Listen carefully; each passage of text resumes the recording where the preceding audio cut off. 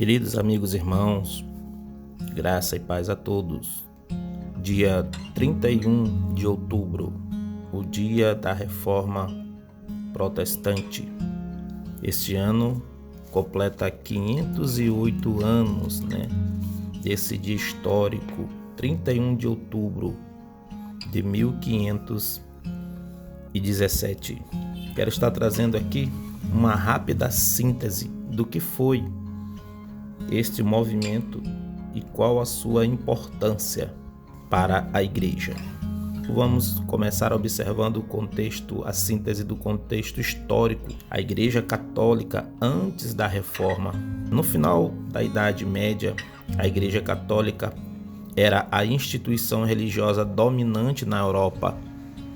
No entanto, sua autoridade estava sendo cada vez mais questionada, tanto por questões políticas quanto teológicas. Então, a igreja era extremamente rica e possuía grande poder, mas muitos acusavam-na de corrupção e práticas abusivas. Os papas tinham um estilo de vida luxuoso e a venda de indulgências. O que eram as indulgências?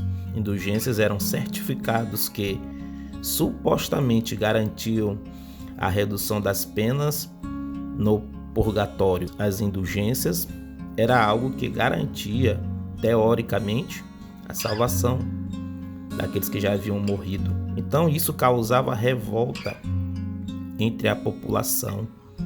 Além disso, acontecia a prática da simonia. O que era a simonia? Era a compra e venda de cargos eclesiásticos. Ou seja, se tivesse alguém com um chamado para o cargo eclesiástico, mas se aparecesse alguém com grandes quantias de dinheiro, então esses cargos eclesiásticos eles eram vendidos a quem tivesse maior quantidade de dinheiro. Acontecia também, por parte da figura do Papa, o nepotismo. O que era o nepotismo? O nepotismo nada mais é do que o favoritismo dado a parentes. Ou seja, eu tenho um parente e eu quero que esse parente ele receba um cargo eclesiástico. Então, esse nepotismo acontecia. Então, tanto a simonia, que era a compra de cargos eclesiásticos, quanto o nepotismo, que era o favoritismo dado a parentes em detrimento de quem tinha chamado, isso estava minando a confiança na igreja. Agora nós vamos, numa rápida síntese também, ver aqui os movimentos precursores. O que é isso? São os movimentos que já aconteciam antes da reforma, ali trazida por Martinho Lutero. Ou seja, vamos ver aqui alguns nomes dos movimentos pré-reformadores. Então, antes da reforma protestante, alguns pensadores já haviam criticado a igreja. Entre eles destacam-se John Wycliffe e John Hus. Ambos influenciaram o pensamento que se cristalizaria na reforma. Vamos ver aqui rapidamente John Wycliffe. Quem foi John Wycliffe? John Wycliffe ele foi um teólogo inglês que criticou o poder da igreja e traduziu a Bíblia para o inglês. John Hus também foi um teólogo tcheco que também criticou o clero e foi condenado à morte pela igreja. Martinho Lutero ele foi criado em uma família modesta. Seu pai tinha o desejo de que Martinho se tornasse advogado para melhorar a posição social da família. Então, com isso em mente, Lutero estudou em várias escolas e, em 1501, ingressou na Universidade de Erfurt, onde se formou em artes e, posteriormente, começou seus estudos de direito. No entanto, em 1505, um evento transformador mudou o rumo da sua vida. Durante uma tempestade, Lutero foi atingido por um raio e, aterrorizado, ele fez um voto a Santa Ana, prometendo tornar-se monge se sobrevivesse.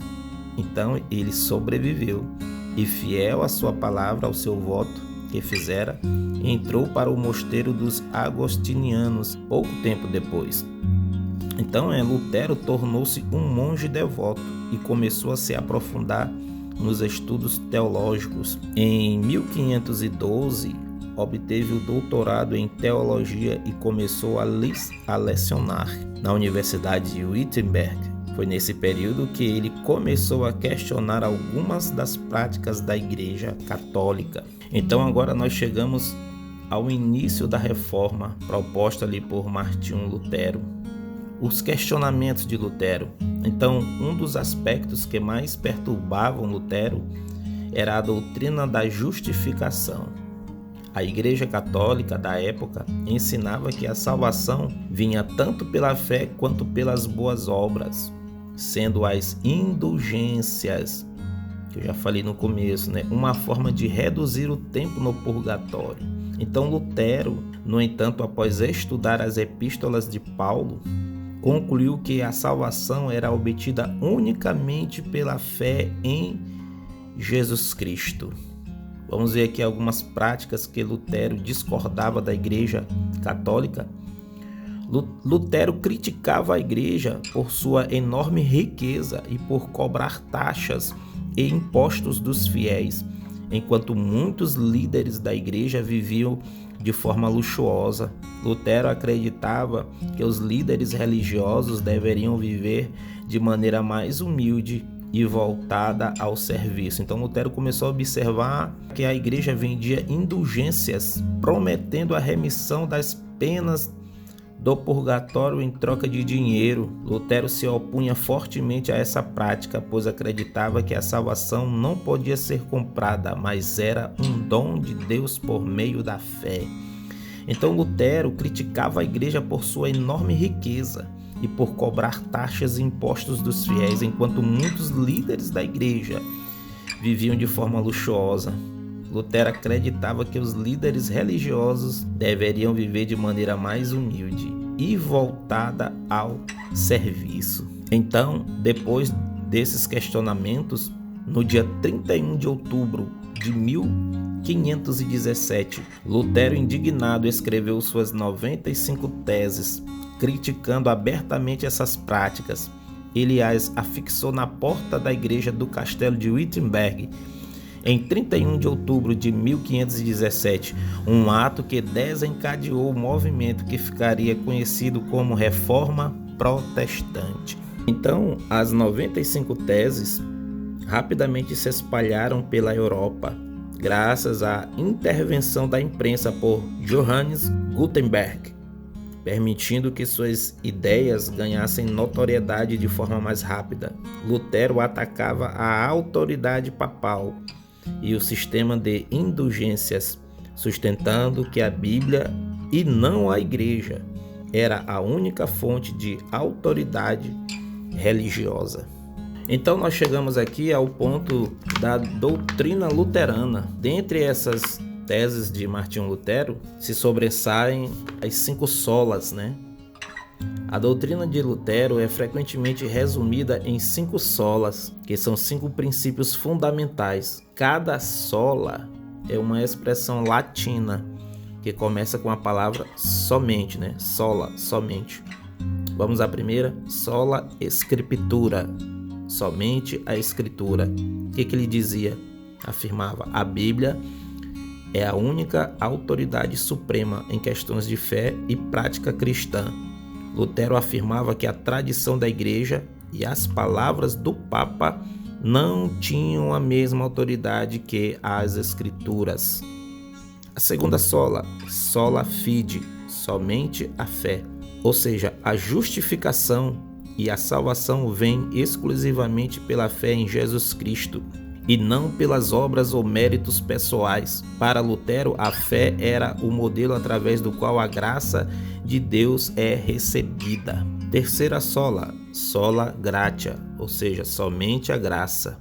Ou seja, a salvação é um dom de Deus, concedido pela sua graça e não é algo que pode ser alcançado ou merecido por esforços humanos. Tudo depende da ação graciosa de Deus. Quarto sola, solus Christus, somente Cristo, ou seja, Jesus Cristo é o único mediador entre Deus e a humanidade. A salvação é alcançada unicamente através da obra redentora de Cristo e não há necessidade de intermediários como santos ou sacerdote. Quinta sola, soli Deo gloria, glória somente a Deus, ou seja, toda a glória pertence somente a Deus e a vida do cristão deve ser vivida para a glória de Deus.